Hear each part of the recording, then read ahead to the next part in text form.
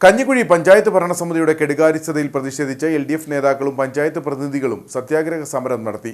കഞ്ഞിക്കുഴി പഞ്ചായത്ത് പടിക്കൽ നടന്ന സത്യാഗ്രഹ സമരം CPM ജില്ലാ കമ്മിറ്റി അംഗം ലിസി ജോസ് ഉദ്ഘാടനം ചെയ്തു.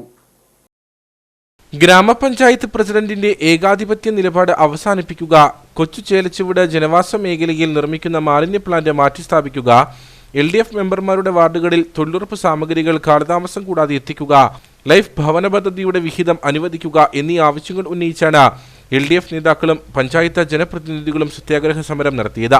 Panchayat committee chairman Xavier Thomas അധ്യക്ഷത വഹിച്ച യോഗം CPM ജില്ലാ കമ്മിറ്റി അംഗം ലിസി ജോസ് ഉദ്ഘാടനം ചെയ്തു. സമരം ആളുകളെ കൂട്ടിയോജിപ്പിച്ചുകൊണ്ട് അതിനോടകം തീരുമാനത്തിൽ നിന്ന് മാറ്റം വരുത്തുന്നില്ല എങ്കിൽ ആ മാലിന്യ നിർമ്മാർജ്ജന പ്ലാന്റ് മറ്റൊരു സ്ഥലത്തേക്ക് മാറ്റി സ്ഥാപിക്കാനാണ് തീരുമാനം എടുക്കേണ്ടത്. അല്ലാതെ ഇത് വേണ്ടാന്ന് വെക്കാനല്ല. അത് വേണ്ടാന്ന് വെച്ചാലും ഞങ്ങൾ സമ്മതിക്കില്ല. കാരണം ഇടതുപക്ഷ ജനാധിപത്യ മുന്നണിയുടെ ഗവൺമെന്റ്, സഖാവ് പിണറായി വിജയന്റെ ഗവൺമെന്റ് 2025 സമ്പൂർണ്ണ മാലിന്യ നിർമ്മാർജ്ജന സംസ്ഥാനമാക്കി മാറ്റുമെന്ന് പറഞ്ഞിട്ടുണ്ടെങ്കിൽ അത് കഞ്ഞിക്കുഴി പഞ്ചായത്തുകാർക്കും ബാധകമാണ്.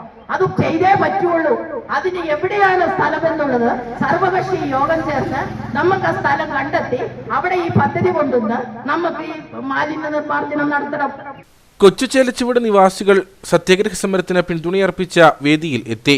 LDF നേതാക്കളായ സിബി പേന്താനം, ജോഷി മാത്യു, ശശി കണ്ണിയാലിൽ, ബേബി ഐക്ര, ദിലീപ് ET, പ്രദീപ് MM തുടങ്ങിയവർ സംസാരിച്ചു. ജനവാസ മേഖലയിൽ നിന്ന് MCF മാറ്റി സ്ഥാപിച്ചില്ലെങ്കിൽ വരും നാളുകളിൽ ശക്തമായ സമരപരിപാടികൾ സംഘടിപ്പിക്കുമെന്ന് നേതാക്കൾ മുന്നറിയിപ്പ് നൽകി.